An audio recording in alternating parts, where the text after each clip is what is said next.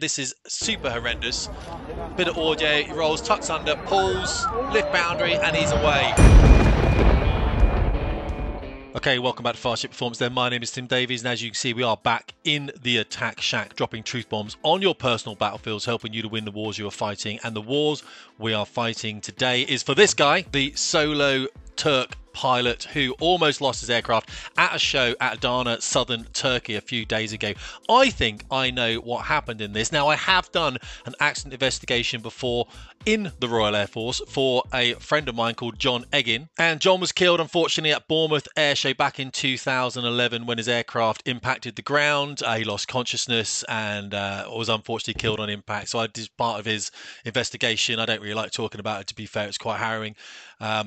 You know, I know his wife, my brother knew him really well as well. So I'm kind of well versed in what I need to talk about, and hopefully we can figure out what has happened with this F-16. Now, the article from the War Zone then actually doesn't read that well, so I'm not really going to go through it, but if you want any details, by all means click on it. We are going to have a look at two films though. This is the first film, which doesn't have any audio on it, but shows the jet from the side. And then the second one is this one here, where people tend to just film their own deaths at air shows, don't they? Look, if a jet looks like that, throw the camera away, guys, and run away. Now, you may remember two even worse accidents like this. Let's have a look at two of those quickly. Now, the first major accident, of course, like this at an air show where an aircraft impacts the ground was 1988 Ramstein. There was 70 killed, over 500 injured, and it was the 3K Tricolori, the Italian display team, as you can see here. They got it wrong, hit another aircraft, and unfortunately those aircraft impacted the crowd, went straight into the crowd line. As I said, 70 people were killed in this particular incident. But there was another one that was even worse, and that was of the Skeny Leave air show, a Ukrainian Su-27UB. This aircraft here then actually impacted the ground, killing 77 people, injuring about 543. The pilot of this aircraft was sentenced to 14 years in prison, and the co-pilot of the aircraft was sentenced to 8. And this actual flight tape here covers every single angle of that. A lot of people, of course, holding cameras, filming their own deaths. Guys, be careful at air shows. A lot of people killed there. Absolutely horrendous. Let's have a look at this F-16 then. Let's have a watch of the tape through, and then we'll have a bit of a commentary. So he's doing a bit of a waggle to the crowd. Left waggle, right waggle, left waggle. He does it at the end of the display. The aircraft dips, and now he rolls and he pulls, and he gets exceptionally close to the crowd. So we're looking at another 3K Tricolori or Ukrainian incident, as we've just seen, aren't we, really? There's another tape I want to show you, though. Now, a lot of crowd are walking towards this disaster in the making. Again, we're just seeing this now from the head-on perspective. This is super horrendous. Bit of audio, he rolls, tucks under, pulls, lift boundary, and he's away, entering in a left-hand turn as he climbs out. Now, a lot of people, I think the Turks have already said it's a flight control or a flight control system failure, and I'm not overly convinced it is. And I just want to go a few things first about why I particularly think that. We're going to look at actual flight tape from in the cockpit first, and then we're just going to try and dissect this a little bit like bosses to work out exactly what has happened in this particular incident. Now, as you can see, he's waving to the crowd. I'm going to pause this tape now. I want to bring something to your attention. Pause there.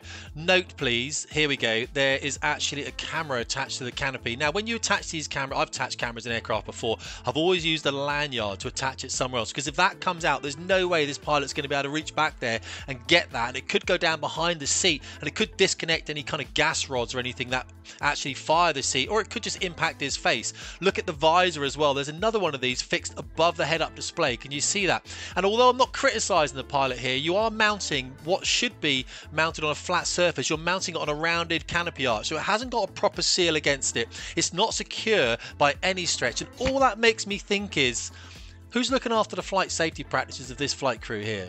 Because you shouldn't let the pilot do it, because they will take liberties. Don't get me wrong, we've dealt with flight crews before. Obviously, I've done an investigation in the Red Arrows, as I've said, and you just have to be very careful about how you do this, because, of course, if one of these fell off or something midway through a maneuver, it could cause you to do some kind of crazy things. Now, he's waving here. I want you to look at what happens here. So what's going to happen? He's going to climb away to the right. He's going to pull his nose up, and now he's going to roll. Watch this. Wiggle, wiggle, wiggle the wings. We've seen that before. Look at this. Wait for the nose to come up. So he's getting away from the crowd line now. Wait for it. Nose coming up now. Nose coming up now. Canadian brake. Rolls inverted and pulls. That's what's trying to happen, I believe, at the end of the display that we're about to look at now.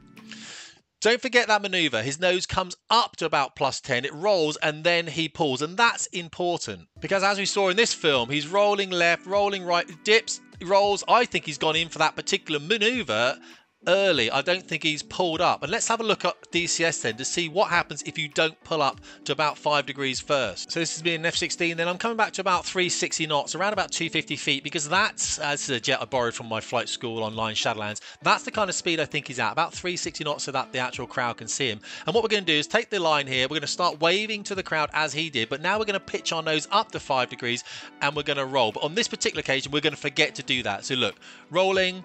Now we're just going to roll inverted here. Oh, now we're going to catch it, roll, and you can see how close we get to the ground as we pull back up again. We're bottoming him out at 130 feet, very similar to what he did. Let's look now what happens if we pull our nose up first. Here we are cruising along. We're going to do that same thing. Nose comes up, roll, and now we're going to pull, and there we go, as we saw in the tape looking back at the pilot. So particularly what I think has happened here is he's just not done that particular thing. Now, of course, there could be an issue with the aircraft, but if there is, I don't think he's going to be climbing away like this, is he? In a nice, massive left-hand turn. Any control restriction I ever had at an aircraft at all, I would make sure I had wings level, climbing away from the ground and just chill the hell out. There'll be alarms going off if there's anything else happening. But I do want to point something to you before we leave this, guys. I'm not saying this guy's made a huge mistake, but really it's the only thing I can come up with. And this is the interesting one for me. So the aircraft is rolling left, guys. Rolling left, rolling left, rolling left. But if we look at the very bottom of it here, it stagnates there. I think there could be some rudder input here, because as he's still rolling left, rolling left,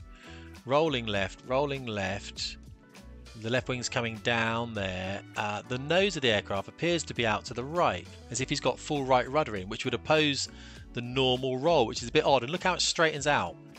It now kicks and straightens out. I could be mistaken here. I'd have to get some more experts involved in this, but look, kicks. So there could be rudder in there that is opposing the actual roll. And of course, yaw and roll, secondary effect of roll is yaw, secondary effect of yaw is roll. But in this particular case, I'm not too sure, and it's a bit I don't understand. So if you do understand, put it in the comments below. I'd have to really kind of look at the flight model here and try and work it out, what he's trying to do with the extra rudder in there. I'm not too sure. I wonder if the rudder in the flight control system is having a bit of an issue here.